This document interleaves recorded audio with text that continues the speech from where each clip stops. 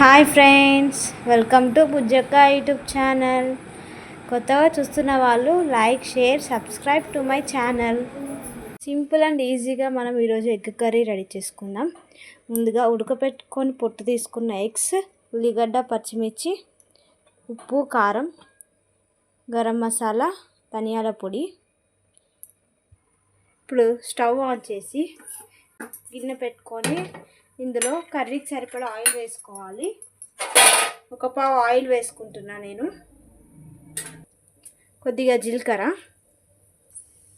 ఇప్పుడు కట్ చేసి పెట్టుకున్న ఉల్లిగడ్డ, పచ్చిమిర్చి వేసుకుందాం.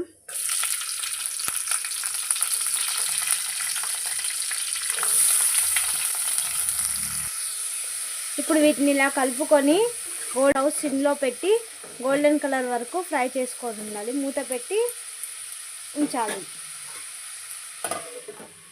ఇప్పుడు ఒకసారి కలుపుకోవాలి దీన్ని.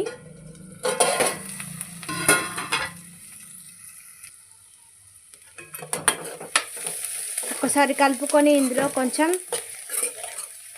అల్లం వెల్లుల్లి పేస్ట్, పసుపు, ఉప్పు వేసుకోవాలి. ఉప్పు వేసుకుంటే ఉల్లిగడ్డలు అనేవి తొందరగా ఫ్రై అవుతాయి.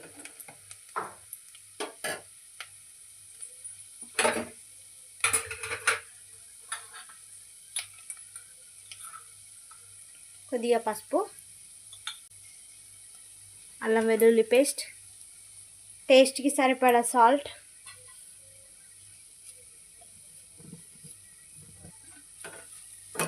ఇలా బాగా కలుపుకొని మళ్ళీ ఒక 10 నిమిషాల పాటు ఫ్రై చేసుకోవాలి.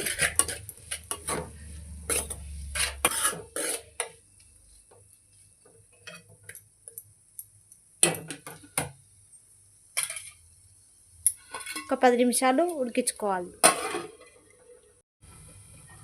ఇప్పుడు ఒక్కసారి కలుపుకొని ఉడకబెట్టుకున్న ఎగ్స్ ఇందులో వేసుకోవాలి.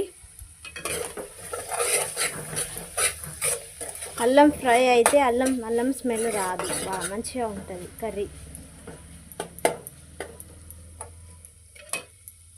ఇప్పుడు ఎగ్స్ అనేది ఎగ్స్ అన్నీ ఇలా చిన్న చిన్నగా కాట్లు పెట్టి కర్రీలో వేసుకోవాలి. మంచిగా ఇందులో ఫ్రై అవుతాయి ఎగ్స్ కూడా. ఇలా కాట్లు పెట్టుకొని ఇందులో వేసుకోవాలి. ఇవన్నీ ఒకసారి కలుపుకొని ఇందులో కారం, కొన్ని వాటర్ వేసుకోవాలి. కొన్ని వాటర్ వేసుకుంటే ఎగ్ అనేది లోపల మంచిగా బాయిల్ అవుతుంది. కారం, ధనియాల పొడి, మసాలా వేసుకొని స్టవ్ సిమ్లో పెట్టుకొని ఒక 10 మినిట్స్ వరకు ఉడికించాలి. కర్రీకి సరిపడా కారం, కొద్దిగా వాటర్ వేసుకోవాలి.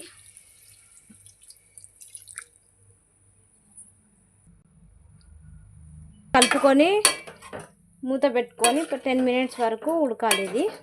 తర్వాత మనం మసాలా వేసుకుందాం.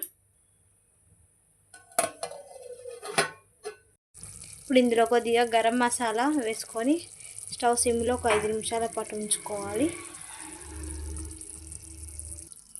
ఇలా కలుపుకొని 5 నిమిషాలు స్టవ్లో ఆన్లో ఉంచుకొని కొత్తిమీర వేసుకొని స్టవ్ ఆఫ్ చేసుకోవాలి. ఒకసారి కలుపుకొని కొత్తిమీర వేసుకొని స్టవ్ ఆఫ్ చేసుకోవాలి. ఎగ్ కర్రీ సింపుల్గా రెడీ అయిపోయింది.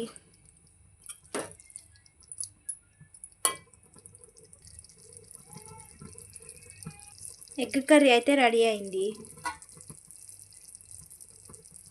వీడియో నచ్చినట్టయితే లైక్ చేయండి, సబ్స్క్రైబ్ చేసుకోండి, బెల్ బటన్ ఆన్ చేసుకుంటే మేము పెట్టే ప్రతి వీడియో మీకు నోటిఫికేషన్ వస్తుంది.